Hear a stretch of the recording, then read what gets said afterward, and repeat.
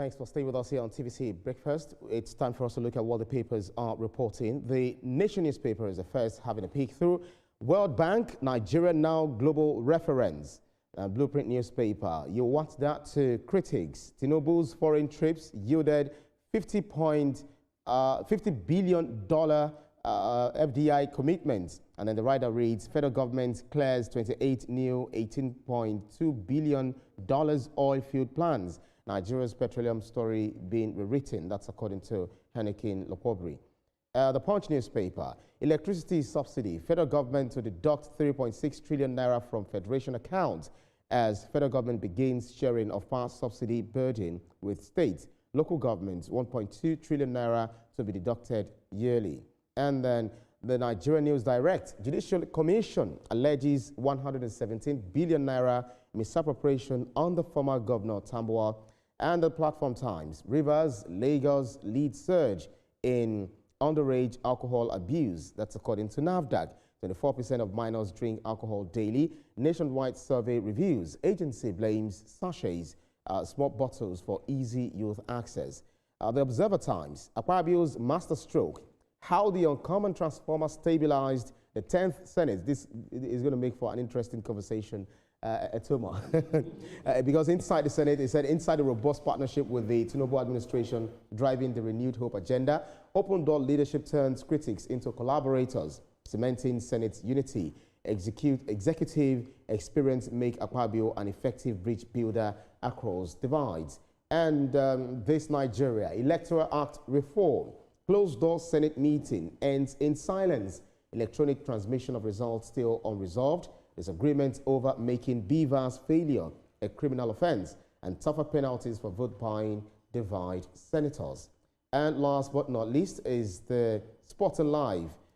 We have first training. Lukman shines. Atletico's president hails signing. Bassi snobs Saudi Arabia's big money. How can someone snub Saudi Arabia's big money, you know, oil money, as they will say. Right, then let's get down to brass tacks with Olamide, Ria, and indeed Etoma Edu. So let's see, the World Bank, let me start with you, Etoma Edu. The World Bank, Nigeria now global reference. So we saw the World Bank meeting with the president yesterday, and then they're telling the president that, listen, the leadership style, the reforms, the ability to stick to what you believe is the right thing to do is now showing up investors' confidence. People are happy to invest in Nigeria. You're also making gains, positive strides for the nation. But this is coming from World Bank, the Bretton Woods of this world. Talking about the Bretton Woods, you see the IMF, you see the World Bank. Some people say they are not happy when you are growing. Some others said when they see that you are growing, they also want to tap from the blessings. Oh yes, and in this case, it's as if they want to tap from the blessings. Absolutely. And that's why they will come with praises and all that. But let us look at it from the other side. It is an institution that is trusted in the world. It is an institution that can reel out economic issues that will come in so time in the future, and most of their forecast on the economy of nations has been spot on. So if that kind of institution is saying that you are doing the right thing, we are proud of what you're doing, and that you should be, other countries should learn from you, it makes me feel very proud that it is coming from such an institution to the president of Nigeria. Moments like this make me feel proud I'm Nigerian. Absolutely. Ria, yesterday we talked about Nigeria among the contributors to the global GDP. I think we're number 6, and I'm saying that number 6 is just like, we're number 6, but we should even be higher than that. I'm talking about what we ought to have done, for a long time. The same World Bank also made future projections saying that they upgraded Nigeria's economic growth forecast to 4.4% for the year 2026, citing it as potentially the fastest growth in a decade. You know, for me, when we talk about this, Ibrahim, I'll say the president has made statements that he didn't go back on, and that's what, people look at. When we talk about subsidy, a lot of people were confused. Would it happen? Would it not happen? It happened. We talk about tax reform. A lot of people talk about tax reform. It won't happen, and it happened. So he's made statements that he's kept through with those statements. So people are now, having confidence. But for me, it's a good one, because getting this kind of recognition, if they say global reference, it means people should look up to you to do better. As a Nigerian, of course, I'm sure you guys are very excited. And some of the things that they mentioned is improvement of investor confidence. We know how important it is. The president has been moving from one place to another, which people will scrutinize him, but I always say he's a chief marketer. This is his work. He's supposed to go out and sell Nigeria. Another thing they spoke about was a steadable and credible economy. We've been talking about how well our economy is growing. The only problem that we're facing is that we need the normal citizens, the average citizens, to start feeling it. You know, yesterday we were scrutinizing our guests, just talking about, you know, the GDP and all of that. I think we need to get to a point where they now feel it, the way the grassroots feel it. But I think we're going somewhere. But the only thing that I pray that we really work on is our insecurity. Because, Ibrahim, the moment we make sure that Nigeria is secure and we have our economy growing like this, I tell you, it's a journey to no return. That makes a whole lot of sense. You know, no matter what positive strides you make, and then you see that, you know, back home, the issue of insecurity, and it's not a Nigerian problem alone. You know, you have the Sahelian, you know, nations too also facing insecurity. You see other, you know, bordering countries around the Nigerian nation. But we believe that the administration knows this, and they know that they have to fight the insurgents to a standstill. Absolutely. We're very aware of our Achilles heel. I believe that our Achilles heels as a government, I believe our president is aware, and that's why, like you said, he's doing so much foreign economic diplomacy. It's very necessary because he knows the areas in which we need global support the most. But usually when institutions like the World Bank or even the IMF, you know, call a country a global reference, it usually means that they're supporting our policy direction and not necessarily our citizen experience. And so Nigeria finds herself, unfortunately, at a crossroads. We're getting international recognitions in the headlines, and the numbers are looking optimistic. However, there is hardship on the ground. Unfortunately, the common man does not use the same metrics as the IMF or the World Bank. They use their pockets, they use their stomachs, they use the food on their table. And so we're hoping that these numbers translate into a change in our quality of life. Talking about macro, I mean, macro, now talking about microeconomics, how, whether people are feeling it or not. I feel, we've also talked about it on this table, that you know, what we also do ourselves, you know, so to speak, using the street parlance. I was in the wet kitchen. Let me be proud of TVC. There are places we call dry kitchen and wet kitchen. We got two. So I was in the wet kitchen yesterday, and then I was talking to my colleagues, and I said, talking to them about the price of gari, price of this, price of that. I was boastfully saying that the pint of gari is 1,400, and the guy was like, "Come on.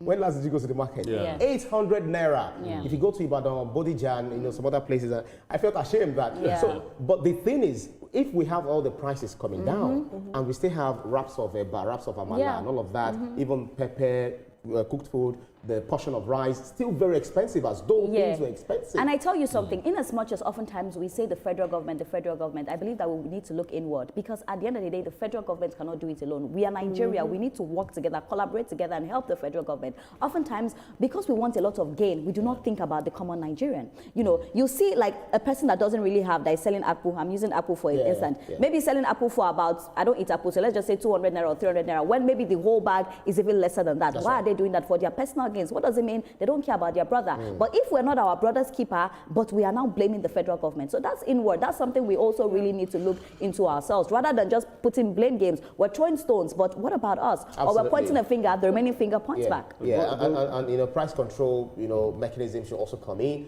We see federal governments, on the bigger side, we have the state and we have the local governments. We also have the task force who are also carrying out, you know, all of the, you know, implementing all of this, reforms and all of that. Where do you think we're actually missing it at Toma? Patriotism.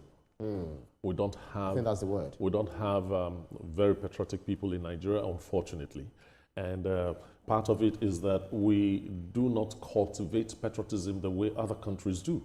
You know, elementary school, we don't even teach Nigerian history in our secondary schools and primary schools. It's unfortunate, and that is where the feeling of patriotism, the feeling of being proud that I am from this place, that's where it comes from. And our children are not taught that. When my children were to go into secondary school, I shopped around Lagos to find a school where history is taught. And thank God I found one. Toma, I would like to add very briefly to that. I think that the very Nigerian nature of resilience and staying and fighting and surviving regardless and in spite of what we've been through, that in itself is a metaphor for patriotism. Yes, I agree. But you see, if you don't feel patriotism for your country, you do sharp things like what Ria has. And oftentimes we are always blaming that maybe somebody will say Nigeria has happened to me, but then again, that doesn't mean that you would not love your country, because this is your country you have. The place you want to jackpot to, you will come back home. That place is even driving you back home. Don't even try going to the US this time around. Many of us are still here hustling. Absolutely. So, all right then, the Blueprint newspaper, let me start with you from here. You see, you watched that to critics. Tinubu's foreign trips yielded $50 billion FDI, that is the foreign direct investment commitment. Federal government clears 28 new $18.2 billion oil field plans. Nigeria's petroleum story being rewritten. All of those figures, you see, the positive stride that this administration has made in terms of diplomatic, relations, manufacturing industry, oil and gas, etc. So this is one thing. We were supposed to talk about the president, moving around. I think they said he spent about 48 billion naira. But now, for foreign trips in 2 years, but now he's able to bring in $50 billion as in a foreign direct investment into the Nigeria's economy. Yes, I believe that those that are criticizing the presidency's funding and the amount they've spent on travel are not aware of the disrepair that our economy was in. Perhaps they're not aware of the mending that needs to be done in terms of our bilateral relations, in terms of our relationship to other countries and world institutions, and that is what the president is doing. I think the worry with these critics is that economic diplomacy should relate in their mind, and rightly so, to capital importation. It should be economic diplomacy is not the same as real money coming into Nigeria. People are worried that these diplomatic pledges may never materialize. But what I say is give it time. Absolutely. So, Ria, if you look at the Punch newspaper, it's talking about electricity subsidy. Federal government to deduct 3.6 trillion naira from Federation accounts as federal government begins sharing of power subsidy burden with states, local governments, 1.2 trillion naira to be deducted yearly. So, as we said yesterday, it's just like, I've been taking the large chunk. I've been taking the beating, from everywhere. But this time around, we have to share this burden. Myself, as a federal government, I take certain percentage. The state takes. No government, you're also receiving your money directly. You also have to bear the burden. You saw me writing when you came in, and this is this matter that I was analyzing here, because I really needed to understand it. Because when we talk about electricity, I'm the first person to speak, because we understand the importance of light. So we know that if this goes through, it's going to support electricity generation, distribution, and also reduce costs for customers. But this is now where I have a problem and why it's a big deal. Ibrahim, we're talking about 3.6 trillion. That's a lot of money. That's money that could be put into healthcare. That's money that could be put into roads. That's money that could be put into insecurity that we're currently facing. A lot of people are talking about, the transparency of this as well. This is going to reduce income from the states. A lot of states will suffer, if this amount of money is taken. But my fear and worry is not this amount of money to be taken, and we still worry with light like this. We still worry that we are not seeing light. We still worry with people not having prepaid meters. When it comes to electricity, I think that there's a lot that needs to be put in place, because people are suffering. People do not see light. So even when we see the subsidy, a lot of people were enjoying, but people are still paying high. Even the band A, it's not as low as they're saying, but you still pay that high and you don't still get to see light. The price is actually yo-yoing. In the fact, it fluctuates. It goes up and down sometimes. I did a recharge yesterday. I saw it's quite different from the recharge that I did. So the good thing for you, Ibrahim, is that you even have a meter. How many people have that prepaid meter? A lot of people, they've been promised that they'll bring the meter, they don't bring it. But let's go back to that 3.6 trillion naira. That is a whole lot of money. If this money is finally taken out from our reserve, it should be used for the right thing. We do not now want to see that some monies have misfired, snake has swallowed some money. We need to be sure that if this money is taken out, it should be used for the right thing, because this money is going to really worry other sectors. That's right. Okay, so we see the snake. All right then. So the Business Nigeria also has the same, very similar, headline. FARC doubles after petrol subsidy removal. Nigerian special governors. Yeah, so we've been asking governors. You're receiving more than two allocations that you were receiving under the subsidy regime. Now it's been taken away. So what exactly have you done in terms of infrastructure, in terms of health budget, in terms of agriculture, etc.? Do you think that the governors are still, slacking, so to speak? Yes, the increase in allocation was like a manna from heaven for a lot of governors. I think we are not pressuring them enough. even though it's as if finally a newspaper is recognizing that average Nigerians are pressuring their state governors to do more. I think the pressure is not enough. Let us look at a situation where you were receiving 100,000 naira, for example, and suddenly you are now receiving 250,000 naira. Now, people will expect that what you could afford when you had 100,000 naira, you will double it. Because now you have you have 150,000 naira extra. That's right. That you will double it. That's right. And we are not seeing that from the regions. We are not seeing that from the governors. But the governors are saying that they are paying salaries now and they are doing all Is the it things. an achievement to pay salaries? And that's the reason they're also jumping ship. So. They're also jumping ship, not into the waters, but into the incumbent party. They say we do not want to miss out of this. But you know, Ibrahim, you're not doing anybody a favor by paying the person their salary. They are giving, they are working. Salaries because so. they worked for it. Yeah. The governors need to be a little bit more responsible with the way they spend. But the thing is that some governors are also doing well, so we also need to highlight those governors that are doing well. It's just that some are, I don't understand how they move. Okay, so Platform Times, Olamide, I will stay with you on this. Ria, Etoma, we might possibly talk about the Observer Times, so you guys get ready. Olamide, Platform Times is saying Rivers, Lagos lead surge in underage alcohol abuse. We see NAFDAC, 24% of minors drink alcohol daily. Nationwide survey reveals agency blames sachets, small bottles for easy youth access. So you see, not just underage, you see between 13 and 17-year-old having access to this sachet and the PET bottles because it's so simple, because it's so easy for you to conceal away from your parents. Some, they even get it from their parents. And I don't know, people are fighting against the ban, but do you support the ban?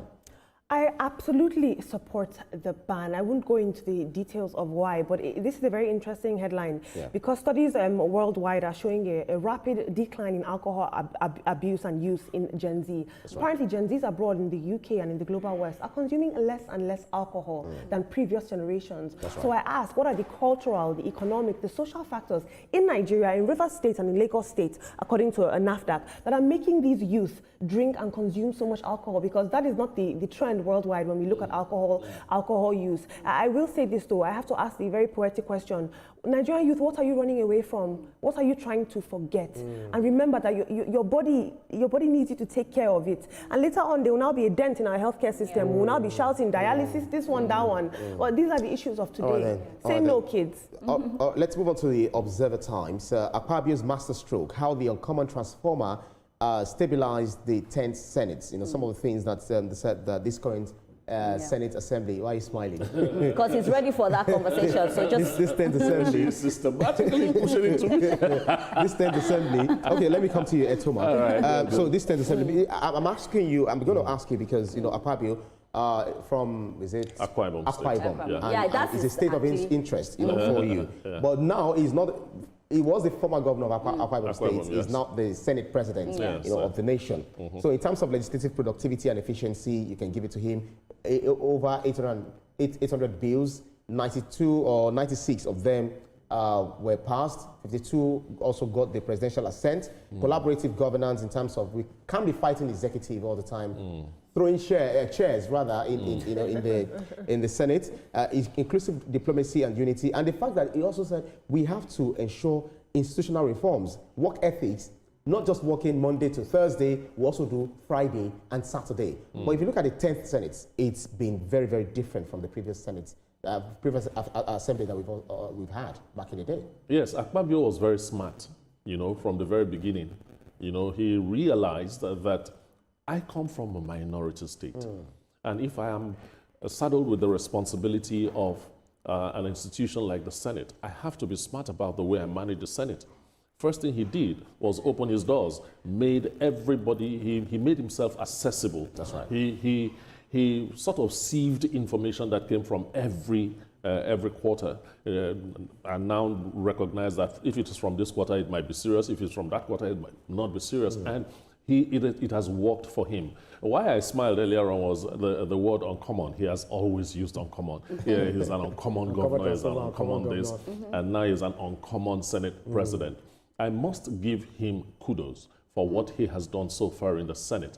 because he has led a Senate that has very little friction, even though some people are saying he's rubber stamp. Yeah, but then, no, even sometimes he disagrees with the executive and even the judiciary sometimes, where he fought against the increments of electricity, I mean the hike in the electricity tariff. There are some of the stands that he's taking to show that we are not going to take everything.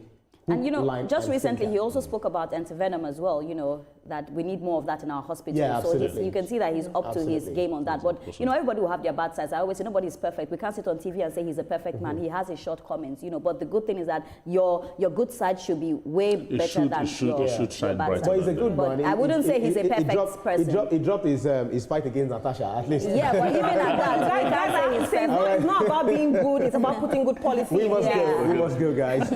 Coming up on TVC Breakfast, from compliance to competitiveness,